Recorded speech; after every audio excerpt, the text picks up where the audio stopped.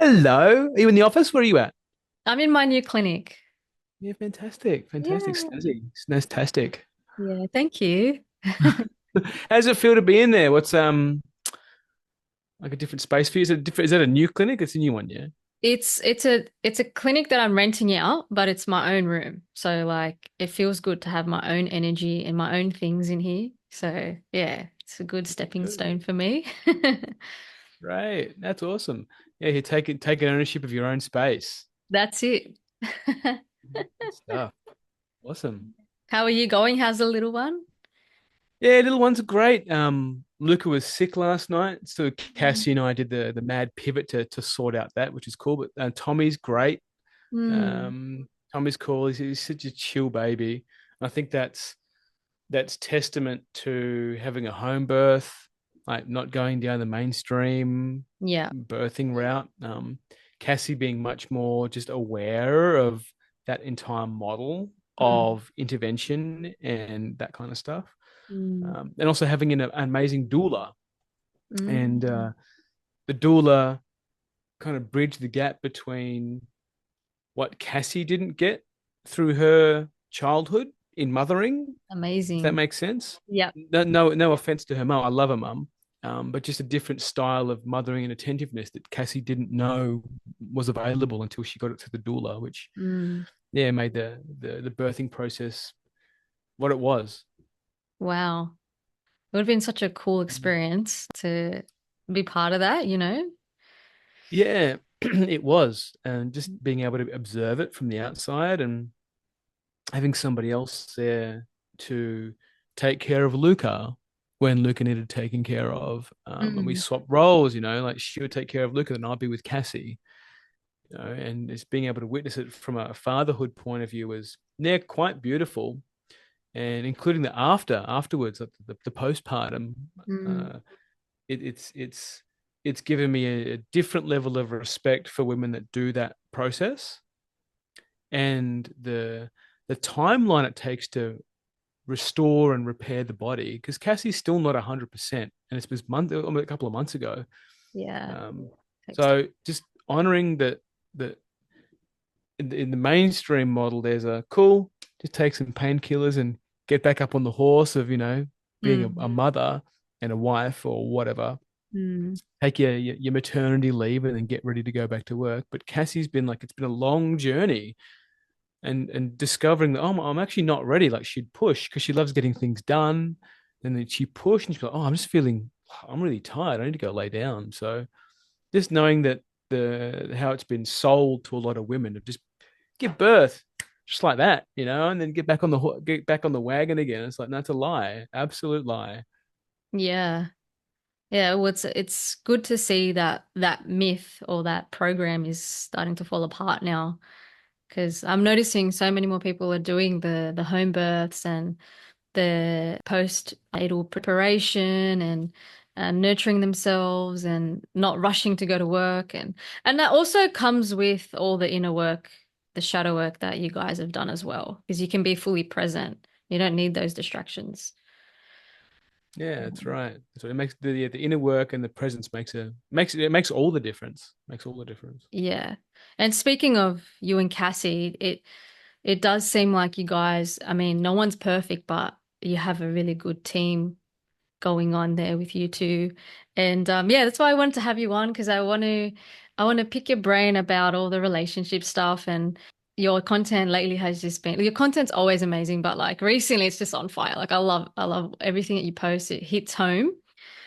And especially now, with social media and all these relationship coaches and feminism on the rise, and well, it's been on the rise for a while now. And we've got like Andrew Tate, who's, thinks he's some relationship guru, and like, it's quite concerning. A lot of men listen to him because he's a powerful, wealthy, strong, like he looks on the outside to be very wealthy and successful. So they think, oh, well, we'll take his relationship advice as well. And then like people like Sadia Khan, there was a little bit of like a controversy there with her. Like, I feel like your content when it comes to relationships, it gets to the core and it's really clean. So I want to have a chat with you about all of that. Great. I'm here for that. I'm here for that. You've been talking about the love mapping stuff. Like, can you explain what that is for those who don't really understand?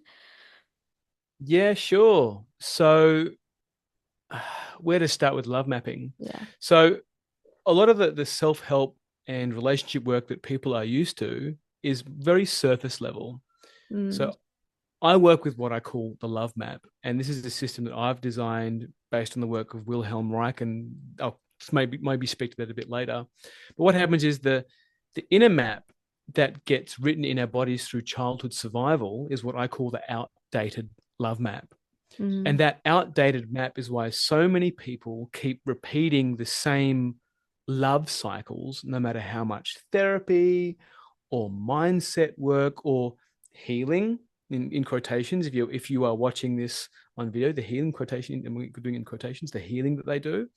And the deeper truth is that mainstream psychotherapy, it rests on Freud's model. And Freud's work became the backbone of modern propaganda. It's about managing people, not freeing them. And then Wilhelm Reich, who was a who was Freud's student, took the opposite path. He mm. discovered that truth lives in the body, in our energy, in our love. And for that, his books were burned, he was jailed, and his work was erased from institutions. So, what I do continues that suppressed lineage. Updating your love map doesn't just change your love life, it restores your ability to discern the truth from the lies, both in your relationships and society. And that's why I see love and truth as inseparable. And to answer your question directly, love mapping is about taking the work of Wilhelm Reich, seeing where your lies play out in your body, and then turning them into the truth of who you really are. And we do that through the five personality patterns. And we look at how their survival strategies, survival patterns appear in relationships. And it's very easy, it's very simple to see what dominant patterns are playing out in your love life, and then learn how to capture them in real time and Mm. then pivot into presence. Because when you go into overwhelm, for those of you who are listening, when you go into overwhelm, you can't be present anymore. And it's in that lack of presence where propaganda can come in, where you get hijacked by other people in the relationships. When you find yourself in a relationship with a narcissist or closet narcissist or whoever else is just sapping your life. But yeah, that's in a kind of half a nutshell. That's kind of what love mapping is. Was that helpful for you at all? Or Yeah, that was really well explained. Thank you, John. It's interesting. Ever since I've worked with you and I've been going down the five personality patterns and doing a lot of work with all of that, I really started to notice and observe people and relationships. And it's it's quite sad to say and realize that most relationships, maybe 95%, I find I'm noticing are people who, I don't like to use the word trauma, but it's like everyone's got like a trauma bond. I don't think we're at that level yet where there's a conscious connection. And I can see one partner has a certain area they're lacking, and then the person that they're attracted to is filling that area. It's very rare that I come across relationships where patterns aren't playing out and tying into to each other. And even though there's that chemistry, a lot of that is that feeding into the patterns that you're stuck in. So that's something I really am noticing, and it's quite sad to see that, but also it's like, well, we've got some work to do if we really want. yeah, Yeah. totally. And I love that you've been going deeper into the five personality patterns. And it is work that when you see it and you start looking at it looking at people and relationships through that lens, you can identify very quickly that, Mm. oh, I can actually see that you're not very happy, or you're actually disassociating, you're going into leaving, or you're merging, or you're enduring right now, or you've gone full rigid, or you're aggressive. And all of those five, and I may have mentioned this before on previous episodes, I can't remember, but all the five have their gifts. Yeah. But until you can identify them and be present with the pattern when it comes up, the gift remains out of your reach. And like a lot of my clients that come to me, they come to me in survival. They come to me in their patterns in survival. Either they're singles or they're in a relationship that's on the rocks, or they're doing their best to try and make a relationship work. They're either married or they're in some kind of committed relationship. And when you're saying like the trauma bonds that come together, like I've got a client who both of the partners are enduring. They have very high enduring. Their dominant is enduring, which means there's a lot of passive aggressiveness. They drink and escape their feelings. They hold in what's really going on for them in the relationship. They explode in these fits of anger, but never actually repair. And basically, they're just enduring the pain and the torture and the suffering in the relationship because they have kids and a mortgage, right? And that's I see that particularly in Australia. I see that pattern playing out where it's you drink or you escape through TV or whatever, and you don't face the truth of the core of the relationship because the individuals themselves spend more time in overwhelm. Either they're in a job that they hate, so they come home to a relationship that they kind of have fallen into, like the situationships. You just, oh yeah, sure, I'll go along with it because it's no one else has said that they love me this week, so I'll choose you for the rest of my life. And they just get stuck there, and then life happens. You get the mortgage, you have the kids, you want to stay together for the kids. You don't want to pass on your trauma to the kids like your parents passed on to you. So you stay together, you try and work it out. But if you don't look at how that the genesis of that relationship and then the genesis of your self identity, all the other mainstream therapy work that you're doing is it's not going to land because you just end up talking around the problem for decades and decades and decades. You learn a cute little communication technique, or you go into masculine and feminine dynamics where the women just needs to be more surrendered and more feminine and the man just needs to be more masculine. But it all just becomes a performance. And I think that's with the sad when I see it, because I can feel that sadness too. I see a couple, like straight away, it's like, okay, I can see like in this moment right now, because you're drinking, you're happy, you've actually got this moment of connection because all the survival patterns kind of go dormant a little bit. And then once you come off that booze tomorrow morning, I know you're going to be fighting again. I know the same issues that started in the first 6 months, 9 months of your relationship are still there. And I can see your kids uh, can see that too. The kids don't feel that they're taken care of, so they're roaming the streets at night or doing whatever it is they're doing. They're not Mm. present with themselves. They're continuously looking for distraction. Plug in the TV, plug in something else, plug in Roblox or whatever. How do I distract my kids? So that's definitely a pattern that I see, D. And the writing's been on the wall for decades, right? So we had the mainstream family model that was installed by the church. Right? The nuclear family is installed by the church. Before we did live more in community, so we had grandparents living with kids, Mm. and then we have feminism that's come in here and said, "Oh, women need more empowerment. They need more of this, need more of that." Then intersectional feminism, which doubled down on men are the bad, white men in particular are bad. And Mm. then we've got this: kids have been taught that they've got environmental anxiety, existential anxiety from climate change and all that kind of stuff. So it's like, well, I don't want to raise kids in a world where it's unsafe. So we have a generation of teenagers and 20s and 30-year-olds that are like, I don't want to raise who wants to raise kids in a world like this? It sucked for me. And then you've got the cost of living, which continuously goes up in Australia. So there's this perfect storm for if people are disconnected from their body, they will just remain single or outside of family or find AI girlfriends or whatever that is, because then that serves the purpose of the institutions that want to enslave us effectively. Yeah. Wow, that's so spot on, John. I do think what I see is that pendulum just goes from one extreme to the other, you know, and each like I find each generation or whatever, there's a challenge, there's a test, and it's like, are you going to go into survival or are you going to keep going? And I think that's where I look at it in a positive way. It's kind of like the survival of the fittest. Correct. And Yeah. it's nature's way of weaving out those who just aren't willing to grow or face their shadows. So in a kind of, frustrating way of what's going on with rising living costs and all these things that they're throwing at us. On a positive note, the ones who can get through, do the work, and fully, truly empower themselves where none of this really affects them, they'll procreate and then we'll have stronger future generations. Like that's how I see it in a positive way. Yeah, I totally agree with you, Dee. Mm, And how that's how I see evolution and the mm, cosmic way, like cosmic truth, is all aligned with that. And it's not personal. You're called to take personal responsibility.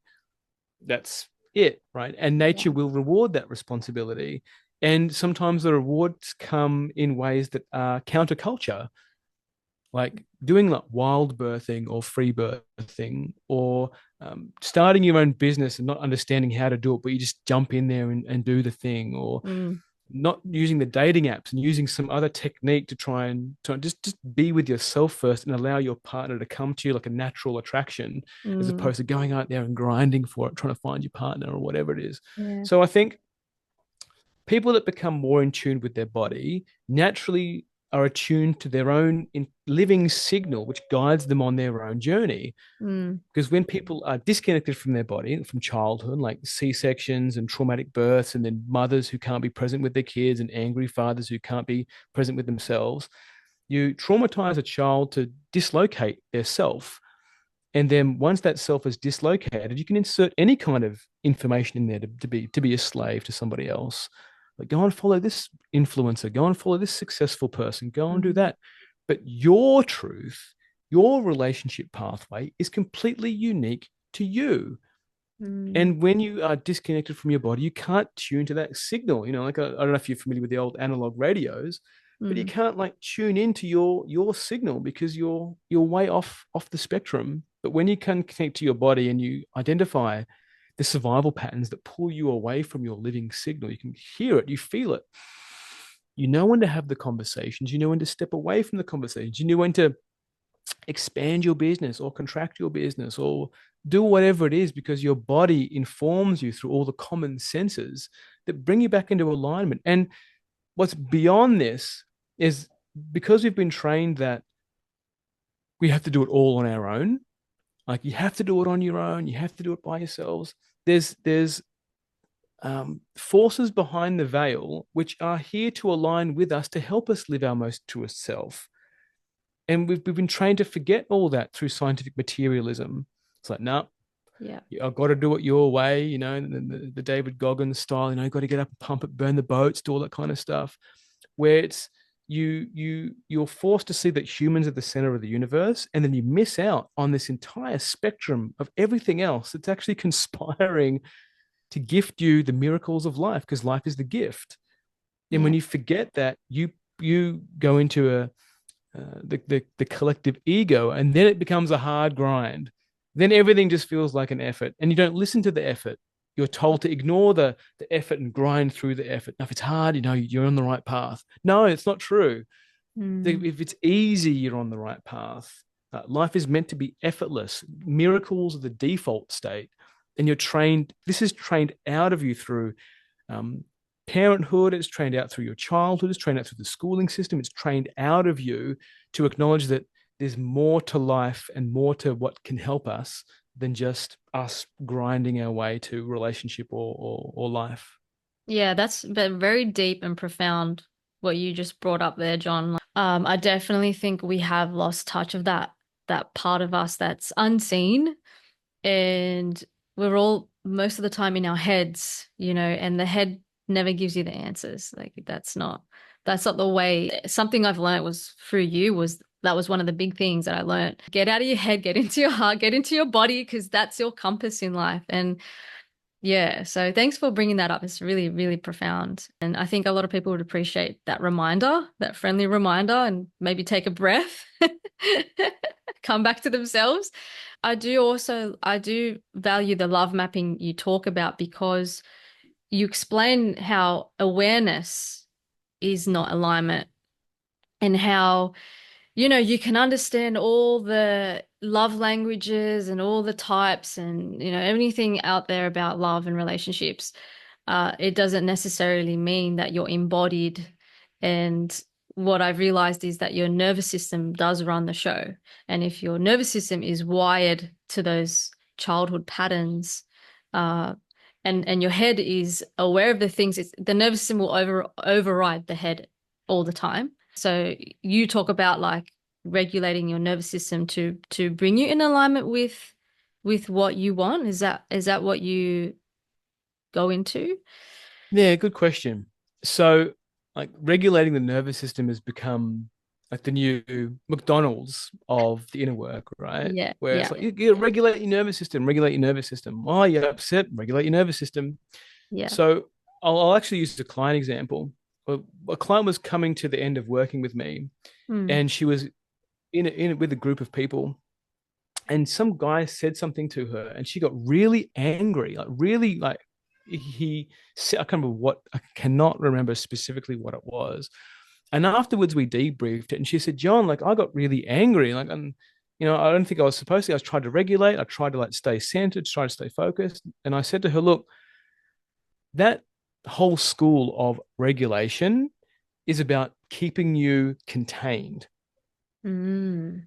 So there's stages when you connect to your truth, when the regulation school is makes you it endures you, it puts you in another survival pattern Yeah. where you actually do need to be uh, Angry. without a better word, dysregulated, right? Yeah. Angry, okay, Yeah. because angry in the context of regulation is a dysregulated emotion. But when Yeah. you learn to wield your anger from presence, other people might see it as dysregulated and say, "Oh, you're really angry right now," because they haven't dealt with their anger. But you're like, "No, I'm good. I'm just really pissed off about what you said. I'm really fucking angry. Like, why do you even say that to me? It's irrelevant to me." I kind of think it was about an ex relationship of hers. But like I've mentioned this on the podcast before, like when Cassie and I fight, we fight. It's like we go all in, and then in the moment of anger, we can bring ourselves back into presence. Like we allow ourselves to get angry. Like if I'm not being called an asshole at least once a month, I'm not doing my job, right? Just like because you need the tension, you need the reality check all the time. And when you learn how to fight with honesty from love, fighting lands differently. You repair in minutes. Last time we fought, I said, Cass, let's repair. Like what's left for you to say to me? And she said whatever she needed to say to me, and I said whatever I needed to say to her, and then we just hug, right? And it's like cool, reset, game on, cool. Next mission. What are we doing? What are we up to? Yeah. So in the example, in back to the example that you mentioned before about the regulation, Yeah. is that there's survival patterns that know all the regulation outside of a relationship, get into a relationship, all that technique, all that technology just goes out the window, especially when you fight or when you Mm. feel like someone's pulling away or you feel like your identity is coming under question.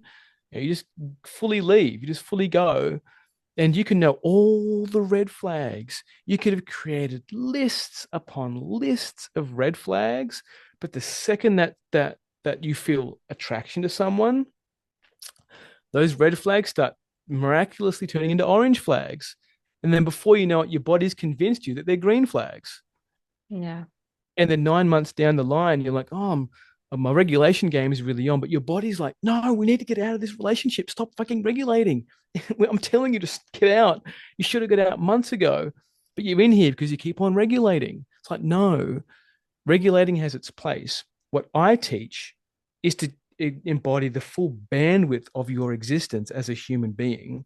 Yeah. And that naturally creates regulation when you own who you are.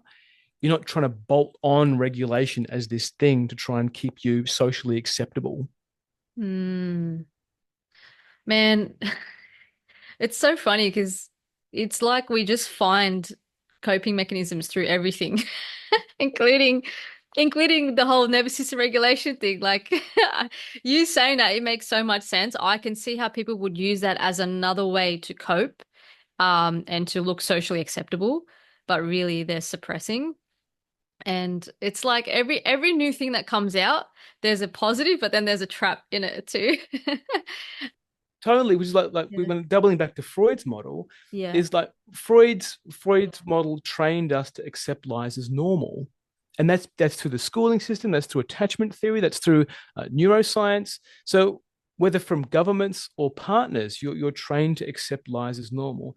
But when you update your love map and further down the line your life map, you stop mistaking survival patterns for love. And when you're mentioning there, is discernment, right? Mm. So the muscle that Freud's work and that entire model gets rid of is discernment. And discernment comes from the body. Like there's so many influencers out there who have millions of followers who do all these trauma release exercises and brag about emotional regulation, but they're not in fucking relationships, right? So to brag about how good your regulation skills are and how good your trauma release exercises are, but you can't actually be in a relationship means that all of your work is superficial, Yeah. right? You can be very safe single, very safe single, but when you feel that high stakes love that comes from I really like you, like I want to build a life with you, I want to build a family with you, that's when all your inner work is put to the test. And if you haven't looked at your love map, all of that awareness and insight loop that you've probably been going through won't hold up. So you're Mm. wondering why 6 months in, 9 months in, all of your secure and anxious and dismissive attachment work has fallen apart, why your shadow work, why your journaling, you just can't journal fast enough because the shit's just coming up too quickly, why you can't have enough psilocybin to try and integrate, trying to ground into the earth, or harpe, tobacco. Like, I'm ungrounded, gonna have some harpe. It's like, nah, mate. Like, it's your love map, and it's been installed. It's been running your life from 0 to 7, and you just haven't had the toolkit to have a look at it, and just have a look at it. Yeah. Yeah, and the anger piece for me recently has been a really big thing. I've been tapping into like real suppressed anger, and for me that's been game changer. Uh, because I feel like as a result of me releasing or expressing that anger from many years of that not feeling safe to do that, I feel like I'm more in my body, but in a in an interesting way, it's opened my heart up even more too, because anger is like the energy of transmutation. Um, and it I don't know, maybe you can explain what happens there when you allow yourself to feel anger and then your heart opens up. What's going on there? Can you tell me? Yeah, it's vitality. So what Okay. you're doing is, because anger ties in with passion, anger ties in with lust, it ties in with a whole assortment of your orgastic potency, which is what Reich used, orgastic potency, Yeah. which is your sexual charge. And so what happens when you give yourself full permission to use the anger, and anger pushes through blocks. Like in the deeper energetic work, anger is used to push through blocks. You don't Mm. pray about your throat chakra or anything else. It's like, no, you actually use anger to push through from the ground up, right? It goes through your pelvis, comes through your pelvis, through your heart, and out your throat. Okay. That's Mm. how you charge the body. But the more you give yourself permission to express the anger, especially if you've lived in a suppressed and then repressed childhood, is you suddenly feel alive. You suddenly feel, oh my God. And then with that, because you can defend yourself with anger, your heart naturally opens. Mm. So in context of, I'll use the leaving pattern as an example, is the leaving pattern carries a white, hot anger. Like it's really hot and it can scare them once they've expressed it. It's like, oh my God, that came out of me. It's like, whoa. Mm. And they can get really apologetic and they can collapse after they've expressed their anger. So they need to do that pattern multiple times to get used to, oh, this anger is actually safe. I'm not being controlled. Like my dad or mum isn't trying to control me or yell at me even more to try and get me to lower my voice. It's usually a toddler phase as well. This is ties in with Mm. toddler phase as well, Mm. but your anger is welcome. And then when you feel more welcome on earth, D, your anger is more welcome on earth. So I'm going to jump around here. In the context of like the truther movement slash the doomer movement, is there's quite a lot of people who have leaving pattern in them. And it makes them suspicious of authority, it makes them suspicious of anything that's trying to make them more responsible for their body. Mm. So what happens is that they're afraid to get properly groundedly angry. And then they end up attracting narcissists, people who abandon them, people who don't see them as a priority, because they've got this thing inside them, the survival pattern that has this internal belief that they don't belong. I don't belong here. I don't belong. One of the questions I ask people when I'm pre-qualifying them is, out of 10, how much do you feel like you belong on Earth? Oh, two, three. It's like you can't build a relationship when you're 2 or 3 out of 10 belonging here on Earth. You just can't. So all that masculine, feminine, all the attachment theory work, all of the non-violent communication or Gottman or whatever it is, whatever your modalities are, if they don't include the survival patterns from Reich's body of work, you're not going to be able to build a sustainable relationship and build a family that complements your living signal. Yeah. Yeah, I hear that all the time from leaving pattern types. I just can't wait to leave this place, you know. I can't wait to never like stop reincarnating here. Totally not accepting being here, wanting to check out or never come back. And I always think to myself, and sometimes I say that too, like because I have, you know me, I have the leaving pattern, but not as You much, do. not as much anymore. Not as much. I'm aware of it. No. But I always come back to, okay, if you're not grounded here, because there's a reason why we're here. Like it's not, we didn't just end up here one day randomly. Like it's not like that. It's not a coincidence. There's a reason why we're here. And if you're not allowing yourself to integrate into this experience and this realm, you're going to be coming back for sure. And people who want to escape, and they're the ones that are going to have to keep coming back, because it's all about, there's a reason why we're here to learn this 3D duality place, you know.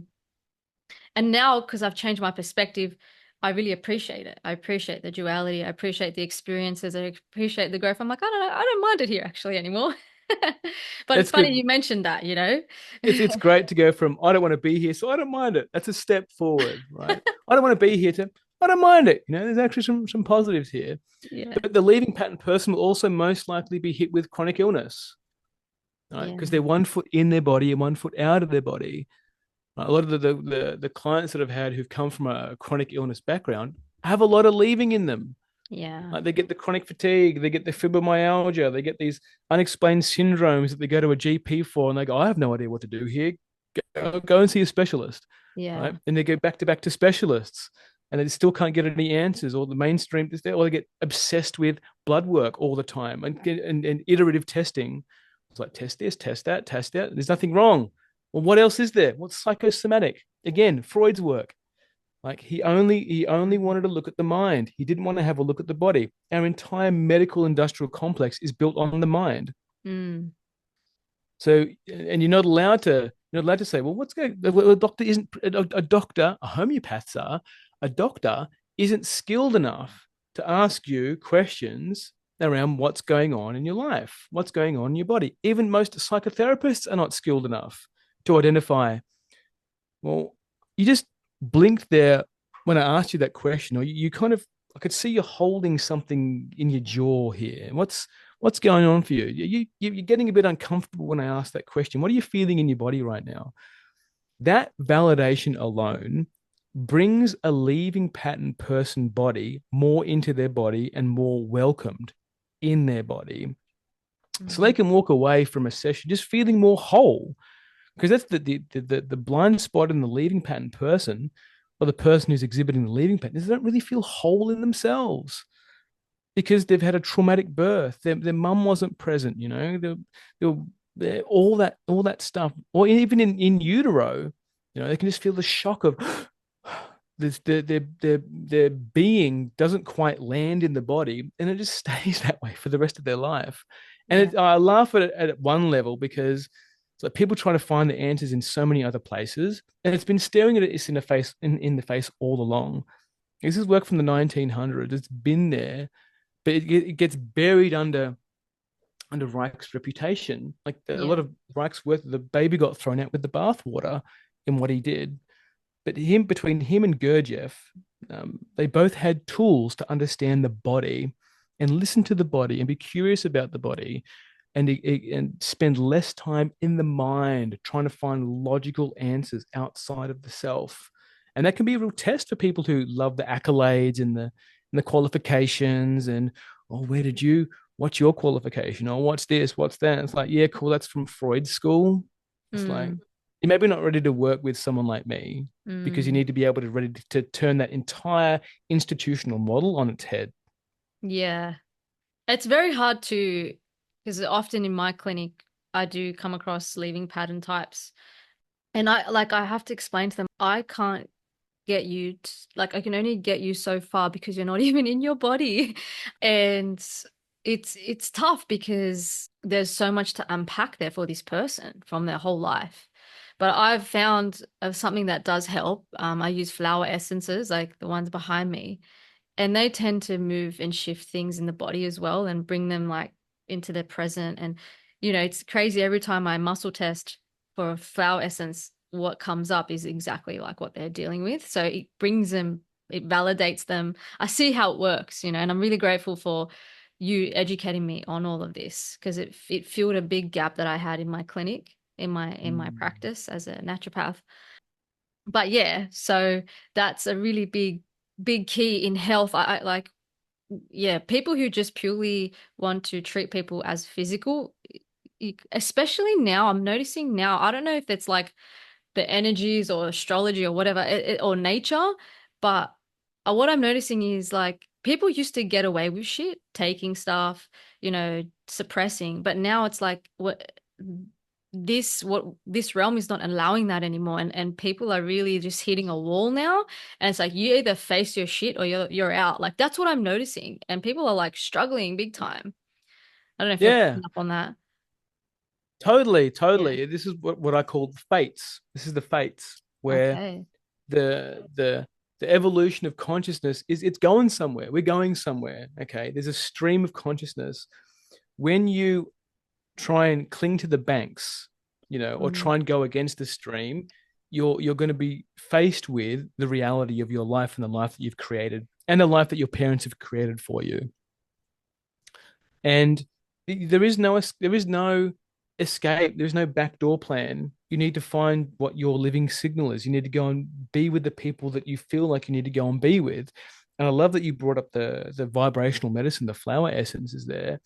Is that the olfactory senses in the nose, sensors in the nose, are very sensitive for a leading pattern person.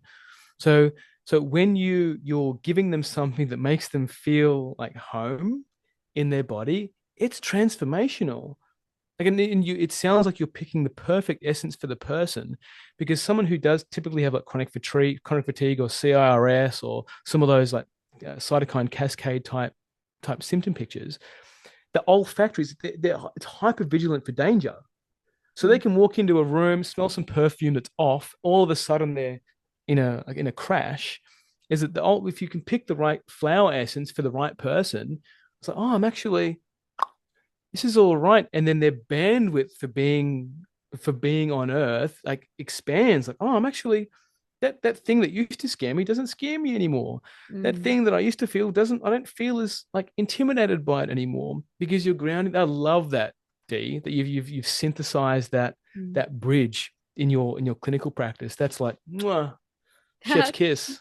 Great Thank work. you. And I have to, give you credit because you showed me where I was kind of not holistic yet, because I wasn't working with the patterns, I wasn't able to identify them, but being able to see that now really helps. And I found something that kind of helps address that. It's not your work. Like I feel like everyone needs to go see you, but but it's not many people are ready for that, because yeah, your work is very confronting, and you don't let people just dwell and be in the victim mode, and it's in a loving way though. It's not like Yeah. you're very aggressive about it. You're very loving, but yeah, you got to make the changes. Like that's what you're there for. Yeah, it can be very intimidating. Mm, Like for example, I'm remembering a previous client session. mm, I was watching her on Zoom, and I said something to her, and then she went bright red. And I'm like, "You okay? What are you feeling right there?" So, oh my God, I'm just so embarrassed, John, that I can feel I want to tell you this thing, but I want to hold it back. I said, well, now's the time. I mean, you're paying me the money. Like, you're here for this transformation. You may as well just get it out and share it with me. And if you can't share it with me, who the hell else are you going to be able to share it with? Like, I'm just some guy on the other side of Zoom. Like, I'm not your lover or anybody else. Like, just who am I to you? And in that watching someone like tracking their body, it can feel really intimidating, especially for someone who's in a leaving pattern or merging pattern, even all of them actually, because the rigid's trying to look for the performance of trying. I want to be a good client for you, John. I'm going to say yes and no to everything that I think you're going to want to hear, right? And eventually catch up onto that. And the mergings wants to overgive, like give me all the praise. They always want to give me the praise, the merging pattern person. And then the leaving pattern person is afraid to be looked at, like tracked, because every single time I can notice a behavior that's a survival pattern and then bring it into their body, that means that they're more and more in their body, more and more here, which means they need to take more and more responsibility of their reality. It's like, oh, I don't want to have that conversation. I don't want to move house or postcode or whatever it is. I don't want to start that thing. I'm scared. It's okay to be scared. Like, you've been raised in a childhood where fear was made wrong. You had parents that weren't present with you. Of course, you're going to be scared about this new thing. Or if you're a childhood was an adventurer or an explorer, and your parents were so paranoid about you getting kidnapped or something, so they kept you so close to home because they're afraid of losing you or being kidnapped by a pedophile or whatever, right? So all of those fears stack and they compound into adulthood, and they just stop you from having like really enriching relationships. But to confront all that in session is intimidating, like, because you got to feel some feelings that you've never given yourself permission to feel, and I'm here for it, right? And anybody else who works at this caliber of work is here for that, right? And sometimes you need to go through those iterative steps of do this thing first. Maybe you do need to go to Peru and sit ayahuasca for a couple of weeks. Maybe you do need to go to India and get sexually molested by a yogi over there, to connect with yourself a little bit deeper. Mm. Maybe you need to come to Australia and have some Aussie Waska, or go to Gold Coast and find some coach who's not going to actually take you anywhere but take your money. You know, like it's really important that you go and do these things, because you're learning how to come back home to yourself. Right? None of it's inherently wrong, but some of the work's more effective than others. But at some point, if you're genuinely here to do the work, you're going to have to come face to face with your survival patterns that are in your body, because they Yeah. rule you. They Yeah. they give space for the institutions to hijack you. It's the perfect lock and key for someone to take over your body and your psyche. But when you backfill that hole with your living signal, who you are, you're unstoppable. And that's scary to institutions. You flip the script because you're no longer manipulating. There's no longer any room for you to be manipulated. Yeah, There's no that's longer any room for a narcissist to come into your life, or an avoidant, or whoever, because it's like, I'm good. If you don't want to be with me, you go and live your best life, baby. Like, you go and do you, right? I can all of that stuff, right? mm, So yeah, that's where, like, yes, everyone can come and do my work, and some of them may or may not be ready. And yes, there's other people that do this kind of caliber mm, of work, and you just got to trust yourself on the journey. Like, the yeah. journey is the goal, and all of those iterative experiences, whether they're exhausting relationships, whether they're being abused by some tantric yogi in India or wherever, they're all going to stack into your experience of life and in this body.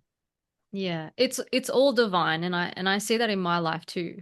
Like, I've done the ayahuascas, I've done the breath this, and I've done the meditations and the journaling, and the reikis, and I learned from that what I wanted and what worked and what didn't, and I believe when you're ready, the right teacher will come, and I was fortunately ready for you, and when I worked with you, I realized everything else that I did was just a cope, was just another survival pattern cope in a way. But I wouldn't have known that if I hadn't done those things. at the same time. Yeah. But I was ready. I was calling for it. I was like, I want the real shit, man. I'm like, I'm done with this, like, temporary band-aid relief solution. Like, I want the real deal. And then John comes along. So, and in a way, the suffering too. I think suffering plays a really important role because um that's what got me to persevere and face my shit. I do have the leaving tendencies. I do have the rigid, impressing, performing tendencies. And I just wanted to like not suffer anymore. I wanted to be my own body. And that's another key piece for me. And so when I see people suffer, I'm like, maybe it's good that they just sit in that for a bit. Maybe one day it'll be Yeah. that driving force. Yeah, and that's the end goal of self-mastery is to be Mm, present with somebody else in their suffering.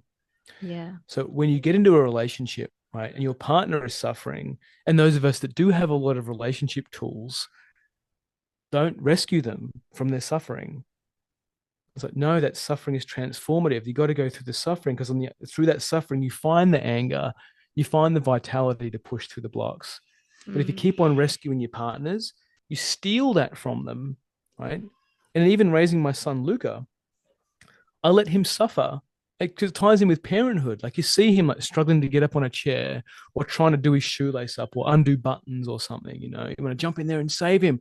Got to help you do that. Oh, I can see you suffering there. I can help you fix it. It's like, nah, let him suffer. Luca, you can ride your bike yourself. You can do your scooter. Fall over, have a cry. It's all right. Don't rush over there and like, oh, meh, meh, meh, meh. It's like, no, just be in the suffering. And then that's the self-mastery that comes from knowing your body and knowing whether you need to intervene or not. Because mm, when you don't do that, you continuously steal other lessons from other people, which is the true narcissism. You steal other people's lessons. You steal from them their transformation, their opportunity to return to themselves and their living signal. So in the context of like a lot of men's group and a men's work out there, what's been happening recently, on the global stage, is like, now men need to jump up and protect the women and do all that kind of stuff. And I'm like, no, maybe they don't need to do that. mm, You don't know why that person's in that situation. Only you will know in that moment if you are called to intervene into something. And if you intervene outside of your living signal, you incur a fate. You incur something because you're going against the cosmic harmony, right? Maybe I did a post about this the other day, or was it a Substack? Can't remember. mm. When I spoke about the guy that goes and saves the woman from drowning, but then a couple of years later, that same woman then goes and kills his kids drink driving, right? Mm, So there's a signal in the body that you need to listen to when you need to intervene and when you don't need to intervene. And only you know what that truth is for you, which is why the truth is individual. It's individual. And then you find people that resonate with your truth, which is when Cassie came into my life. Like I found my truth. Cassie resonated with that same truth. And then we built a family together. Right. And mm, that it was that easy. Like I found from living in a share house with 7 people, and on paper, Cassie and I do not look like we would be together as a couple, right? But then when we started hanging out, we're like, this is a thing. Like Cassie and I were reminiscing last night. We are just reflecting on because I do body work. I can do body work. I don't do it as much anymore. But she was saying I gave her a massage. I said, look, come into my bedroom and I'll give you a massage, right? And then she was confessing to me last night. She remembers when I was massaging her, and her whole body was just like, "I love you," but she didn't say it. I was like, "Oh my god, I love you." This is like in the early days of our relationship. And after that massage session, she said, "Oh, come and lie in bed with me and cuddle." Now, for me, I was in massage hat mode. I'm like, no, I'm not going to do that. I'm just going to sit on the floor and meditate, and you can just come into your body, and then we can debrief afterwards, right? Because we hadn't actually crossed the threshold of, yeah, let's be in a relationship together. We're just like, let's just explore this dynamic with each other. And me saying no to her to come and cuddle increased her respect in me and trust in me. That was like, oh, this guy, who the fuck is this guy? Like, he, a naked woman on the table, touched like intimately, and then just wants to sit and meditate on the floor and just be like, this is Zen. Who is this guy? But that's me listening to my body, right? So I can listen to the part of it's like, yeah, I can get an easy layout of this for sure, you know. And a lot of like massage therapists do, you know, not all of them, some of them. Hashtag not all massage therapists. But you know, you just find yourself in spaces where you just got to listen to your body. And if you have survival patterns that know how to take advantage, and you're not aware of it, then the pendulum just swings between you taking advantage and then somebody else taking advantage of you. You just and it's never ending until you update your love map. So that would tie into men being driven by their carnal desires. Yeah, it is. And to not make carnal desires wrong, it means you just need to know where that monster exists in your body and choose what's correct for you. Yeah. So like I've got clients who come to me with erectile dysfunction, premature ejaculation, an assortment of male related penis issues, right? Some of them haven't been able to either find a relationship or find someone that they can actually continue a relationship with, right? They have the first dates, first dates go okay, but then when it comes to either initiating into something longer, they just can't, quote unquote, keep it up. What shows up here is a displacement of their carnal desires. So in my aligned attraction, the true loving 16-week thing, what I do is I take a man through all of his predator nature and I explore with him, well, like if no one was watching and you could just do anything to a woman, like what would you be doing to her, right? And then we explore, and because it's being witnessed non-judgmentally, it allows him to let his desires exist. Crossing over with Reich's work and the church, because the church also condemned Reich's work, because the church represses sexuality, Yeah. makes the body wrong, makes sexual desire wrong, which is that's another institution that wanted to get rid of Reich's work. So he was against the state and the church, right? Is when you can own your carnal desires, they no longer rule you. Like they Mm. don't rule you.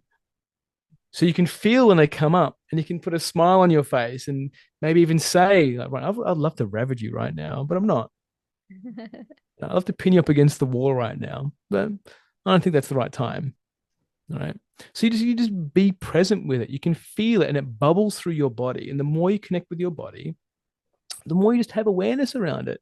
So the Tates, for example, like Andrew Tate's all about take charge, you know, only drink sparkling water, you know, we need more masculine men, that kind of stuff. And because he's got the vanity metrics Mm. of successful men, men will flock to it. But again, it's looking outside of themselves. They want to be like Tate. You're never going to be like Tate. You're never going to be like Tate. Tate's an archetype. He's rigid. He's rigid survival pattern. You can never be that. He doesn't really know who he is at the core. He's a performance. So what happens in the mainstream influencer relationship space is you look to someone who's the performance because your survival pattern is a performance. So you try and just, I'm going to try this mask on. Oh, I'll try this mask on. Will I get love this way? If you're watching it on YouTube, like I'm putting like multiple masks on my face. So you just try all these masks on. But what the deep work, the inner work, is having a look at who you've forgotten, who your parents taught you to betray, that inner child self, the inner teenager, the inner child, who through the stages of development and this my work tracks with the stages of development, the parts of you that got lost, got overridden by a sibling, got put aside by a father who became chronically ill or cheated on your mother, or you were adopted, and these cycles double down. Like if you're adopted, like it's a big deal if you're adopted. The adopted kids really struggle with relationships and multi-generational war families. If you've immigrated over here, like first and second generations can really struggle in their relationships too. They try and make them work. They try and stick together because it's we're here for this, but you end up creating generations of kids who are just fearful of life, of creating themselves, of creating what's aligned for them. So they get jobs in family businesses that aren't aligned, but because it's for the family, but you don't really like your family. So Mm. you end up not creating the family of your dreams. You try and stay one foot in the old culture and try and create your own culture over here, but just you lose yourself in the middle. Yeah. Thank you for explaining that. That makes so much sense. There's also something that I noticed a lot as well in society is polygamy is becoming like a big thing now, or open Mhm. relationships. And look, each to their own, but I just can't see how you can raise a healthy family. And most of the time I hear that they always end up, there's always there's always some sort of a drama. One person ends up having feelings or whatever. Like it's never fully equal. Like where does that stem from, John? Have you like thought Oh, about great that? question, Dee. I have thought about it, Yeah. as I do. I have thought about it. And polygamy was big before the church got involved as well. So whether there was a model of polygamy that worked way back when, I don't know. Okay. Also, the church intervened to separate families from marrying incestuously. So you can see multiple generations of kids were starting to get weird disfigurations because there's a lot of incest. But then what happened is the church doubled down on that and created even more distance between who you could marry. So they ended up creating even more separation. Whether it was right or wrong, I don't know. But polygamy was a thing, okay, way back when. Mm. Jump fast forward to today, as things tend to happen in cycles and patterns, we see this resurgence of polygamy. And unless you're classic Mormon or Muslim or some other religion that allows it or encourages it, what you'll be confronted with is your survival patterns. And when I went through my before I did my deep work, I was like, I'm going to be in a polyamorous relationship. I can have my cake and eat it too. I'm going to love this. I'll just have sex with anybody who I want to. I'll just maintain these arm length relationships for as long as I can, as long as I'm betting someone every weekend. Mm. What showed up for me was my body would only ever attune to one person. I was like, what's going on here? Like I just want to be loyal to one person. I want to feel the I just want to have one person. So what I can see that's happening here is people who are split between their head and their heart, their head and their pelvis, the heart and their pelvis, don't understand what's really going on for them. And they see this model of polygamy. But, oh, that sounds like that could work for me. So they go and try it on. They realize they can't really raise kids in that situation because let's be real, okay, is that you really need a mother and a father figure in a family system to raise children. Once a child sees that there's multiples of parents, who's the authority figure that I'm going to, you start blurring the boundaries between, well, who's in charge and who's not in charge. That can either raise a very anxious child or a very controlling child. So if the parents, whoever is, if it's a throuple or whoever it's involved in, if they haven't got the clear boundaries of how to raise the children, which most people can theorize how to do this, but if you don't look at your survival patterns, it means nothing. It's just a structure on a shaky ground. Then the child's going to end up being the collateral in all of this, while the people that are in the polygamous relationship are enjoying themselves, whatever it is, they're getting off on whatever that model of coping is and hoping is, copium and hopium is. The child gets off on this gets off second best. They're the collateral because they haven't really got a real father to go to or a real mother to go to. They've got this kind of distorted connection system, which whether or not you want to see it as an evolutionary thing or a biological thing, just I don't see it works. It just doesn't work because I think you could try polygamy when the kids have left home, right? Or at least after they've hit their late teens. I Mm. wouldn't recommend trying to do it while you're navigating parenthood, especially if you're navigating parenthood for the first time, Mm. right? And sure, there might be nuances here. Maybe one partner's got a chronic illness or something, and you've invited a third person in to, spice things up or keep everything going. I'm sure there's exceptions to the rule, but that's it. There are exceptions to the rule. Mm. So polygamy might look like a have your cake and eat it too type model. But if the kids are still if the kids are still exhibiting symptoms of like ADHD type symptoms, of defiance disorder type symptoms, if they're not present, if the kids got a symptom picture of not wanting to be there, then I'd say the model of whatever your relationship model is not working. The kids are the perfect litmus test as to what's going on in your relationship, which is why single couples avoid having kids, like dual income, no kids. Mm. It's like, especially relationship coaches who have dual income, no kids. It's like, great, that works. That can work. You can get two rigids or two endurers or emerging in a ridge. You can kind of make that thing work. You throw a kid in the mix, all those survival patterns come up, especially for the mum. Well, when the mum, then the dad, right? It all shows up. So again, what you mentioned before is that you can't avoid the truth. The truth is coming. Like it's Mm. here. It's always been here, right?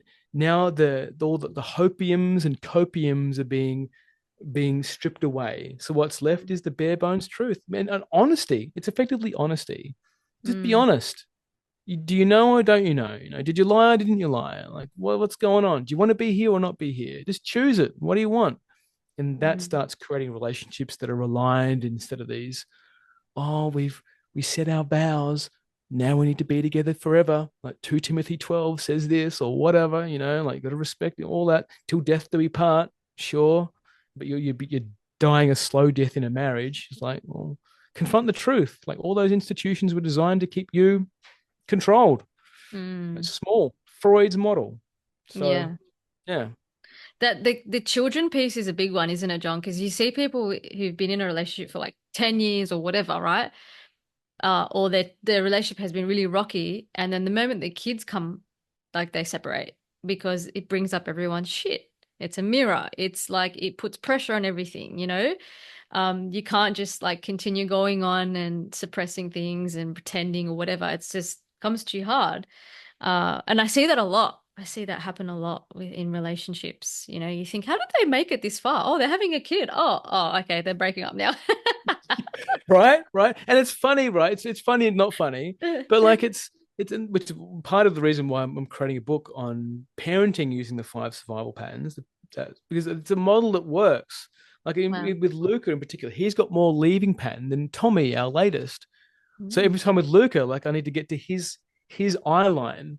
I need to slow down. I need to be more present with myself when I'm talking to him. Yeah. Because straight away, like when I talk from my core to his core, it's intimidating. So I need to like angle how I'm speaking to him just to the left of who he is, and then it lands on him, right? Because Mm. I'm embodied, he's partially embodied. So when I speak to him, it's like I don't want to listen to this. Like, I don't get away from me. But when I come down to his height, when I just slow right down, when I just relax my body, he's like, "Hey, mate, how you doing? What's going on, man? Like, talk to me." You know, it helps. I help co-regulate him. Mm. Right? That's when regulation is useful, is when the adult is showing the child how to regulate through being themselves. Right. So Mm. with Luca, like I let him get angry, like I let him like do whatever it needs within reason. I let him be himself, because it's in that being of the selfness that creates his own living signal. And when I compare him to other kids, even though you're not supposed to compare your children, when I compare him to other kids, like he's the confident one, he's the adventurer, he's the one that would walk up to adults and say, "What are you doing?" Walk over to another group of people. Oh, can I have a go at this bike? Can I take this? Can I do this thing? So, and he's 2 and 3/4, Wow. and he's got a lot of leaving pattern in him. That's the survival pattern that I'm wanting to ground in him. And there'll be a point where I'm like, "All right, mate, I've done enough. Now you go and do your thing." Like you've got that's the my inner work toolkit is at the end of its ability to help you. Now you need to feel welcome here on your own. Like I can only make you feel so welcomed here on earth through my technology, because otherwise, again, I'm stealing his lessons. I'm trying to like, I don't want him to be too leaving pattern because I know what that causes later in life. It's like, no, Mm. maybe that's just him. So listening to the body and knowing when to let go of the control. It's like, yeah, you do you, mate. Like I could be dead by the time he actually discovers that he really feels welcome here on earth, right? It's like, yeah, Mm. that's cool. That's the cosmic way. Just be you, and just let the cosmos sort the rest of it out. Stop being so attached to try and make everything perfect. It's like, yeah, cool, great, I love you. I'll do my best to love you as long as I'm alive. Wow, that's so good, John. That's so balanced, you know. You do what you can, but then you identify the point where it's like he needs to go have his own experience. And fuck, like I don't think I've witnessed parents ever do that. I don't know, it's just not something where we've reached yet. I mean, we're getting there. But your book, when that's done, I would love to buy it. Yeah, awesome. Yeah, I'd love to give you a copy. Yeah, I'd love to thank you, have a John. copy. But My I pleasure. wanted to bring up dating apps because you did mention, I think in one of your posts, how there was something along the lines of like you going on there and searching, for someone, picking them out. Like it needs to be like something that comes through your life naturally rather than you because you don't have time. So if you're a busy person and you need to rely on the apps, then the way your life is set up is not it's not conducive to a healthy relationship. So that's something you've made me Yeah. realize. But also for me, it's like very superficial. You're shopping on there essentially. You're not getting a feel of people. Everyone's performing. And I know like I am quite a busy woman. I need to change things in my life so that I'm open to that as well, instead of running to the apps. But it can get tempting, I'm not gonna lie. Like, this is exciting. I'm talking to someone now. Like, it's a big thing these days. It is a big thing these days, and I'm just quoting on other clients' experience as well. Like, Hmm. get out of a relationship. Now I say don't get on any of the dating apps, and I leave them to their own devices for a couple of months. And then they send me a voice message, John, I accidentally downloaded a dating app last night, because they just want the connection, right? They Yeah. just want the connection, okay? And to look through somebody's profile to see if there's a match, like it excites those dormant things in us. And when you're on a dating app, like I've mentioned before, is that you are tend to be time poor, right? You're trying to fit it in with everything else. You're a busy person, so you need to create the space in your life for yourself first, whatever that looks like. Your hobbies, which is this is more part of life mapping, but your hobbies, like what's the part of you that like when did you stop dancing? Like when did you stop dancing? When did you stop going out at night and doing your own thing? When did you stop going to the beach or going on for a hike through the mountains or whatever it is? When did you stop that? Oh, I stopped that when I started my business, or I stopped that when my last relationship, because my last partner didn't like doing all those things. So I just stopped it. It's like, yeah, well, you need to reconnect with that stuff.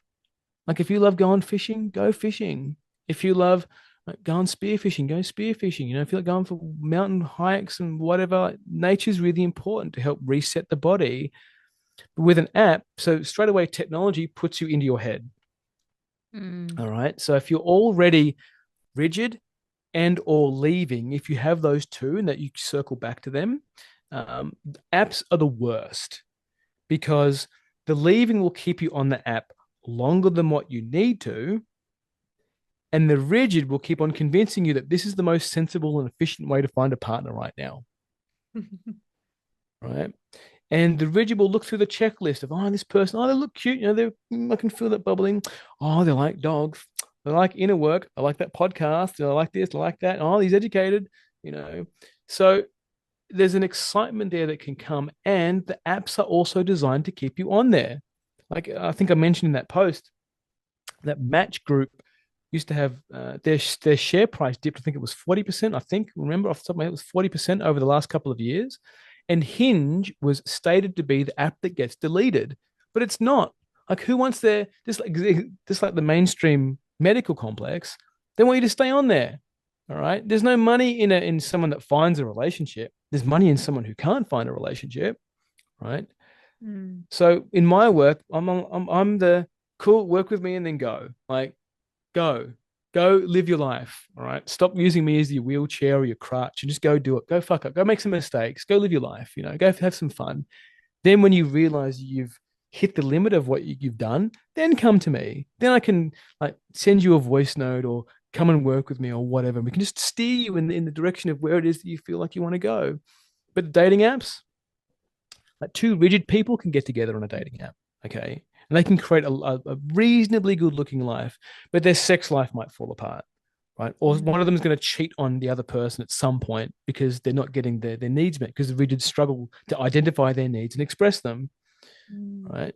So, but on an app, you can tick all the boxes and then your mind convinces you this is the person because the app matched us. We're ideal on paper. Yeah, but you might not be able to create a family. The app might match you, but in matching that one person on the app, you've actually missed the opportunity to find that other one person that's actually slightly better, that's more attuned to your living signal of the life that you want to create, the empire that you want to build, right?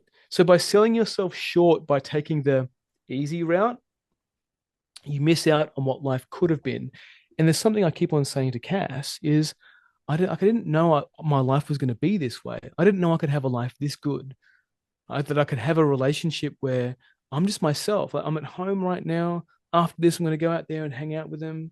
You know, this is great. Like we just spent a weekend away with Cassie's mothers group, who are a bunch of quote unquote normies.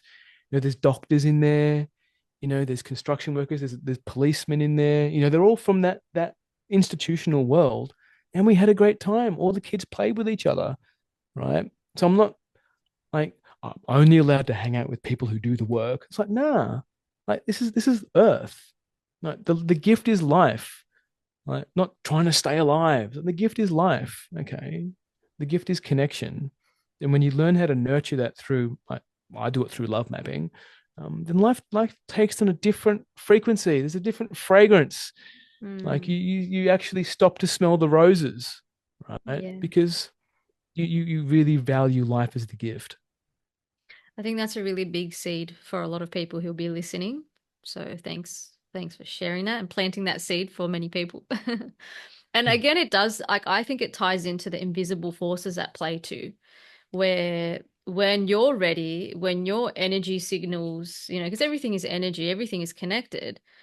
When your body's sending the right signals, it's aligned to your nervous system, everything. I think that'll just draw in the right person anyway. It'll come at the right time. And when you use apps, you kind of bypass. uh, to me, it's like you're not trusting nature and you're trying to intervene. It's trust for me, I realize it's a really big thing. If you can just trust in this and what's playing out, everything flows. Like I've really tapped into that lately, which is really cool. But I wanted to touch up on something else that you've brought up as well. ADHD, neurodivergence. Reason why I want to bring this up is because I had a really big realization recently where as a kid, like I did have the ADHD typical symptoms. And what I tied it to, and you've done work with me, John, and you might confirm or have some other insight. But basically, as a kid, I think my parents were like a little bit too controlling and I was a bit too soft. And so the way I guess coped, or the survival pattern or survival mechanism that I used, was to fragment myself. And and what that means is kind of like you spread yourself thin because you just kind of make yourself invisible. Like, I'm not here, like, leave me alone. Like, anyway, and up until very recently, I realized that something I do, which is quite ironic because I have platforms, I speak out, but I actually don't like to be seen at the same time, or didn't. And because of that fragmentation, I never fully committed to anything. I like would dabble. I was the type of person where I have like my tentacles in everything and never fully commit in anything. And I could say that in all my relationships, subconsciously, it wasn't a conscious thing. I couldn't commit to any of my relationships. There was always like half foot in, half foot out. And maybe I selected people that weren't like people who didn't commit either, or that there was a reason for me not to commit because of this fragmentation issue. So that's why I'm bringing up the whole ADHD thing and relationships, because that's a big piece for me. And my question is for you as well. Like, you talk about all these labels, ADHD, neurodivergent, but they're really just trauma, right? Unresolved trauma. Yeah. Effectively, yeah, the simple answer is yes, they are unresolved Yeah. trauma. Yeah. And shy of like a traumatic brain injury or Mm. something that is like genuinely like autistic, not Yeah. the what we have today, Yeah. then yeah, most people just have trauma. I mean, if you were born, especially from C-section, if you were born like a traumatic birth, forceps, if you were born in a hospital, if your mother and dad, mother and father could not actually maintain a healthy relationship, where you didn't see repair, you Mm. didn't see affection, where you didn't see like them coming together and building something. If you were raised in a religious household where God or fear of death or fear of the hell or you're only going to go to heaven type rhetoric is sprouted, these all fragment the being, they fragment the psyche. Mm. And then the coping mechanism, psychiatry and psychology was label it as some kind of ADHD or something, but you've not been trained how to be present in your body. You've not been shown how to be with yourself. So you find other ways to escape, like being 1 foot in, 1 foot out. The classic, the what I can also feel that I want to talk about is that Mm. through I think the 80s or 90s, we went through a self-esteem movement, right? Where parents are over complimenting their kids on every little thing that they do. We had psychology and psychiatrists seeing how you could increase the intelligence of children by buying them toys and stimulating them.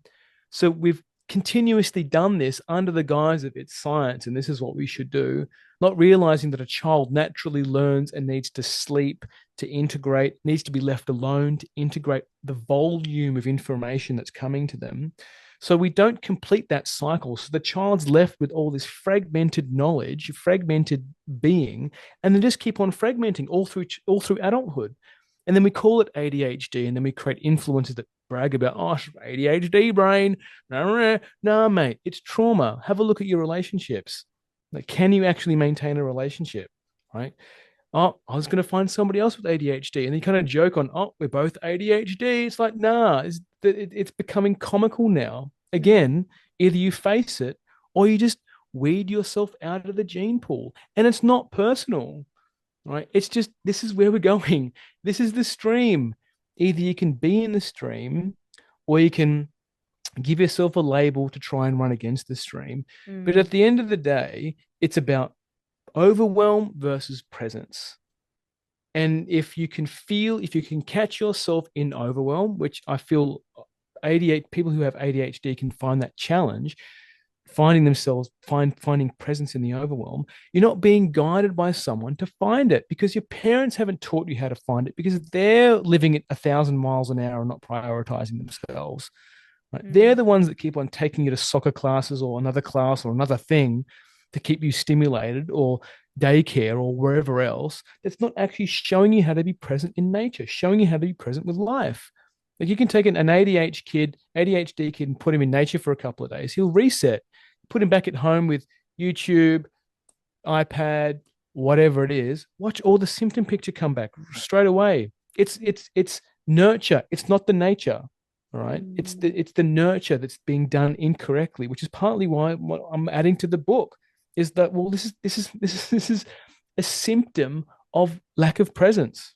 Mm. Is a symptom of being outside of your living signal, tuning into somebody else's living signal, or some whatever. It's just not you. You're just not parenting like you. You're not living your life like you. And then you wonder why your kids are medicated because their modeling is a lie. Your parents have been living a lie. Your mother and dad have been living a lie. Your dad comes home from work. Oh, I'm exhausted from work. I hate this. I've got to escape from it. Nah, mate. No, mate. If you don't like your job, find something else that works. Oh, it's easy for you to say, John. Actually, it's not easy for me to say because I did it. I had a 9 to 5 job. I had that sexy 6 figure income in that house. I could see it was killing me. I needed to choose, right? Well, it's either dying, dying miserable outside of my living signal, completely destroyed in myself, never going to find a woman that I can actually create a life with, or it's doing a complete reset, realigning my life, forgetting what my family would call me if I sold the house and quit that job, forgetting all that stuff, all these other external opinions, and actually just living my life as I want to live it. And this is the result. The result is you create a life that's aligned with you. You create an income that's aligned with you. You don't treat you no longer treat institutions as something that you need to be afraid of. They have no control over you because you have the backing of the universe. Not intimidated anymore, which means your voice, you're seen differently because you're present with yourself and you carry that frequency of the universe. So it's not that you are afraid to be seen. You just are because it's you. There's nothing else left. All the lies are gone. People can try and throw stuff at you. It doesn't land because I'm me. Like throw me in prison. I'm me. Like find me. I'm me. Like do whatever. I'm me. You can't change that. And that's terrifying to institution. Mm, That's why Reich's books were burnt, right? mm, That's why Freud's work got funded and Reich's work got suppressed, right? yeah. Because the propaganda model works in favor of whoever wants to suppress humanity and create slaves. Yeah. Once you reach this level, my work's liberation work. At the end of the day, it's liberation work. I just label it as relationship work. Like that's the game. The end game is you become who you are, and in that frequency, the universe it goes beyond what policies and things that you want to talk about because you become a living signal for truth. You don't have to go out and protest. You don't have to go out and create an institution that's against something else. Like, nah, who you are just naturally increases the current of that consciousness stream, and you just be yourself, and everything else just sorts itself out. Mm, that's so powerful. So powerful. So I've noticed animals are becoming a replacement for love. It's a big thing, you know? And don't get me wrong, my sister has two amazing cats and like I see the temptation there. Like they're so cute. They give you love. They open your heart, you know, all that kind of stuff. But I think it's dangerous at the same time because then it's also another cope, right? It's also another void filler, you know? And I see it when when they're single or when they're going through something, they want to go get an animal. You know what I mean? And I think, oh, like that's beautiful. It's a cute thing, you know, but is that really addressing the issues there? You know, is that like another distraction? So I just wanted to bring that up. I really want to ask you about that. Yeah, and how would you like me to answer The brutal truth. it? Yeah, look, I think it's like animals have been shown to Mm, increase longevity, increase mm, your quality of life. So I get it, right? And mm, sometimes you do need those lift ups. Like if you're at rock bottom, sometimes that animal just gives you that step up to do some deeper inner work to actually reflect on, oh my God, I'm actually using this dog as a crutch. mm, This dog is my boyfriend right now. Doesn't talk back to me. He's the perfect boyfriend. Doesn't activate my attachment wounds. Perfect boyfriend. Or the cat. The cat comes and go when he pleases. You know, you kind of like laugh it off. You know, all that kind of stuff. Oh, he's pooed over here again, huh? Right? Because it's an animal, you don't personify it like you would an adult, right? So you can say, okay, cool. It wants something from me. I'll just give it to it, right? Or you leave it locked up in the house. I can just neglect it for a couple of hours while I'm at work, right? It's got a mm. litter box there. It's all it needs. And cats, for the most part, are relatively low maintenance. But the brutal truth here, D, is yeah, in the long run, if you do genuinely want a family, if you do genuinely want a relationship, you're going to need to put that animal down, metaphorically. Mm, mm. Right? Not Because literally, guys. not literally, not literally. That's the shock factor, right? So you need to know that this is a, it's the animal is acting as a relationship bridge to who you really are. And it can actually be a great teacher into maybe what you're denying in yourself or what you're refusing to ask for in a relationship. Mm, For example, for a leaving pattern person, they do tend to become more vegans, more animal orientated. They don't know how to ask for space, right? So for an animal, for a cat or a dog or a budgie or a guinea pig or whatever, you can just leave them, lock them in the house. I need to get away from you, right? I need to get away. You just go. They'll be fine because they're an animal, right? But in a relationship, someone who's got particularly more leaving pattern can really struggle with space. So, hey, I need to go out I need to go for a swim. I need to go do this, right? So if you're unaware of your survival patterns, you will just choose more complicated or more socially approved copes, right? And like you take a dog out walking, a lot of single guys get dogs because they can go out walking, they can connect. Cute dog, watch that one. Oh, it's a pugsalotl. I don't know, pugsalotl. It's the one I made up. Part pug, part axolotl. So no, it's a beautiful dog. Yeah, it's pugsalotl. And they can get that brief little bit of connection, maybe even get a girl's phone number, whatever it is, but their relationship won't work.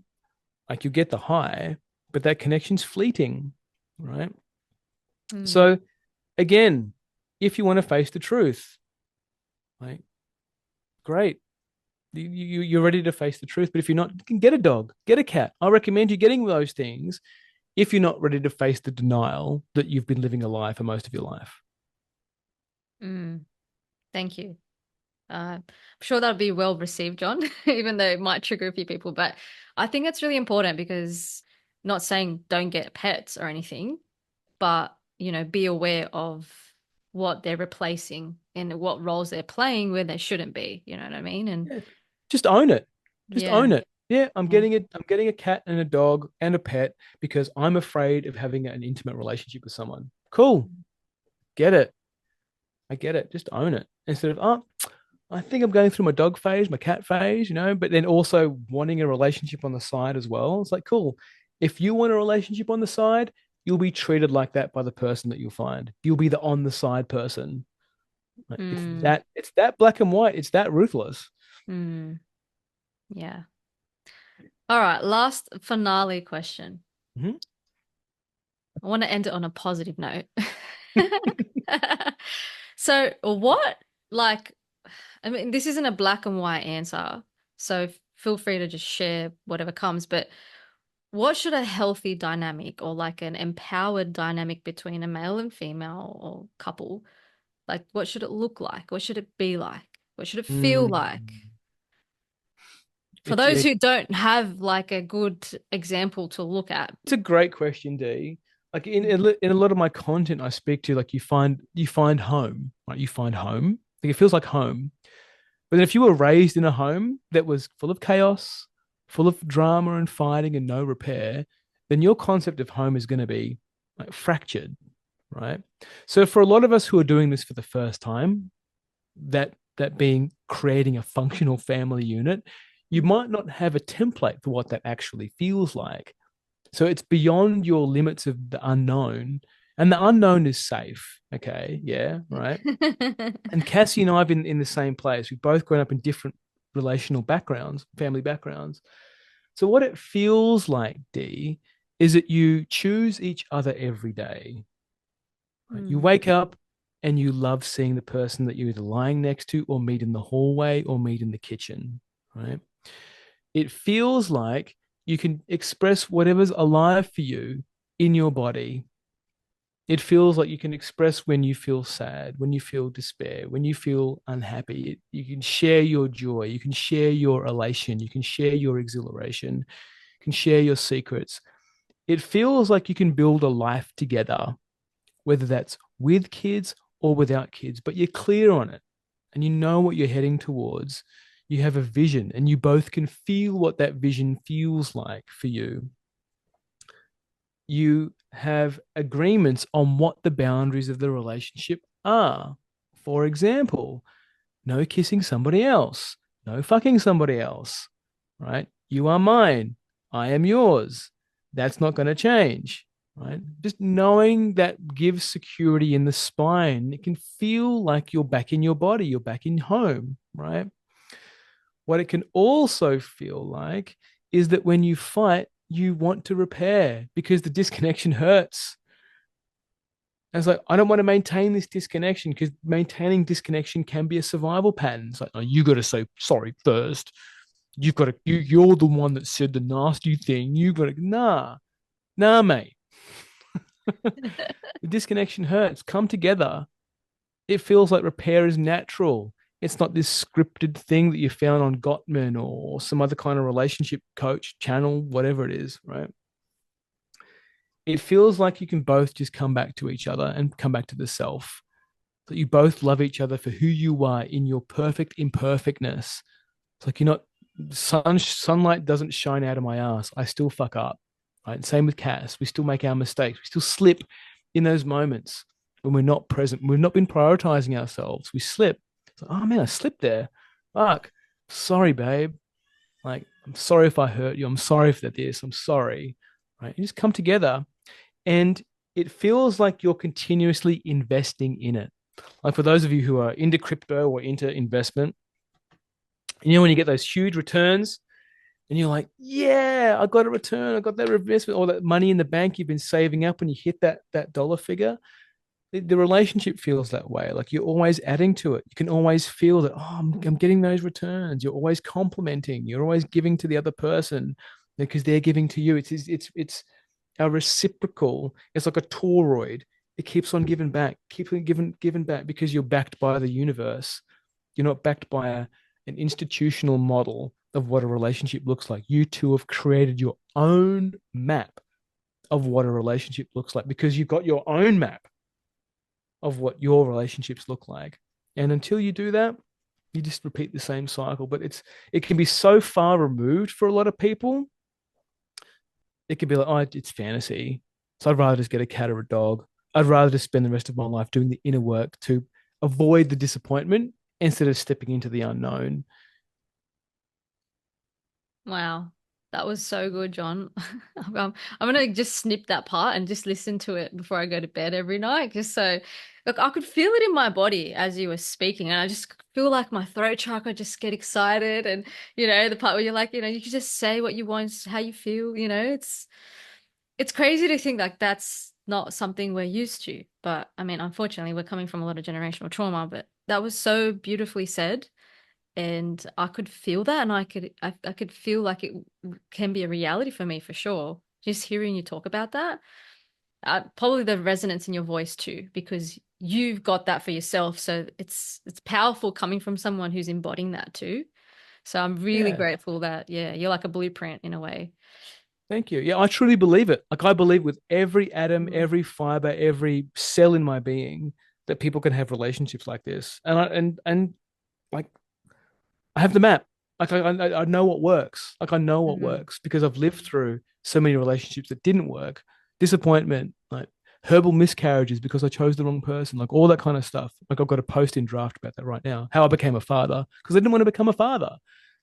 Right. So there's Mm. all that kind of stuff. So the transition from not wanting to be being adamant of not being a father to being like, I could be a dad and then fully grieving it. And then here I have two sons. It's like this, it happened. Like it happened.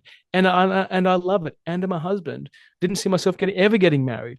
I was going to say stay a swinging bachelor for the rest of my life, in and out of polyamorous relationships, living in the Gold Coast or Northern Rivers. It was going to be a dream come true. Going to tantric events, becoming a yogi, going to India. But now it's like, no, I'm grounded. Like I have a business, I have a family. Like I'm building what I think is like you mentioned, the blueprint of the next generation, of a truly liberated generation Mm. that don't know that don't know that schooling system, that don't know that the body is that they know that the body is the answer. They know that the body holds the wisdom that beyond what they can find in books, and the books are valuable, and Mm. all that stuff is valuable, and the body has the signal that guides you through life, which is what I've been nurturing in Luca. Even though it terrifies me sometimes, it's like, oh my god, don't jump into the pool, just don't jump in just yet, just wait till we put the floaties on or something. Like, but he does the thing, and he's fine, right? Mm. And what do you have at the moment, like in terms of offerings, or how can people work with you? How do people work with me? Well, like I mentioned in a lot of our podcasts, if you've listened to this, you've already done a bit of working with me. Okay. If you can feel it in your body, that's the depth of the work. Okay. Imagine if there was millions of versions of you living your own life, speaking like this, you'd awaken so many people so much faster. But to Mm. answer your question, so I've got the space between, which Mhm. is for that person who's maybe just got out of a breakup, maybe doesn't kind of know what they want to do next, and they want to have a look at, well, how did I get into this relationship? How do I stop this cycle? I've got that. It's my entry level offering where I take you through, like, well, how did you attract this narcissist? How do you attract this person? Or who's who's disillusioned from relationships? You can start there. Then I have my aligned attraction, true love, which is my 16-week, which I take you through your love map. And we go into your predator. We go into your two dominant personality patterns that are ones that are really stopping you from loving life and not loving love, finding love, whether it's Isle of red flags, you can know all the red flags and you fall in, or you self-abandon the second you jump into a relationship, or you just endure through all the hurt and the pain, or you try and dominate somebody else when instead of just loving who they are, or rigid, like you're the performative perfection. You just kind of like, if I'm just perfect enough, someone's gonna love me. Nah, babe. Nah, mate. Not gonna happen that way. That's 16 weeks. And then my longest stuff, which is my 12-month stuff, is about the life mapping. So we go through a cycle of your relationships and your health and your wealth and your well-being and your family. And we go through, because we touch on all these topics again and again and again. And every session is different. But we look at how the survival patterns are impacting your entire life, including how it's impacting your business, how it's impacting your kids, how it's impacting everywhere, because they do impact everywhere in your life. But that's more of a 12-month thing. Usually I take people who've only done my 16-week course or who have worked with me previously into that 12-month, because they just Mm. need to know, or from referral. I've had a few referrals from people who I know are just ready. They've done all the other work. Like, John, sort me out because it's driving me batty. You came referred from this person, you transformed his life. I want the same thing, but just for me. So that's usually how that plays out. But yeah, and you can find me on Substack, if you're not ready, if you're still buying that axolotl poodle or whatever it is, if you're still buying those cats, those Cheshire cats, then you can check me out on Substack or Facebook. Just Google me, or don't chat GPT me yet. I'm not in there yet. I'm working on that, getting it in the AI engines. But just Google me, John Kai Wallis. You'll Well, find me. I always add your links anyway to the description. So Cool. I didn't know you had Awesome. Substack though. I'll grab that off you. Yeah. Yeah, the Substack's a new thing for me. I just need another outlet. And I also also notate. One of our close friends recommended that to me to do. Someone that follows you Mm. said, John, why don't you read these out? Because sometimes I just don't want to. I don't want to read it. I just want to hear your voice. And I'm like, yeah, all right, cool. I'll start doing that. So I started reading them out, and I also ad lib. So the stuff I speak in the Substack has got additional things and reflections in it too. So yeah, I love that. Okay, cool. I'm gonna join that too then. great. Thank Please, I'd love to see you on there. thank you so much, John, for your time and your wisdom. My pleasure, D. Thank you for the questions, and yes, and you. Like, I'm so grateful for you, D. Like Thank you. I'm an inquisitive little gal, aren't I? you are, you love it, and that curiosity is delicious. Okay, because Thank it's you. like you're a truth hound. You just oh, there's that thing. That's not for me. And there's another smell over there. I'm going to follow that one. It's beautiful to watch and witness how you've evolved over the years. Like I really appreciate you and our connection. Thank you. You've been part of that, and yeah, I know you're always someone that I'll have in my life. So and have on my podcast too. So till next time, I guess. Next time, D. Mad love. Mwah. Mad love, John. Have a wonderful day Bye. with your family. Bye.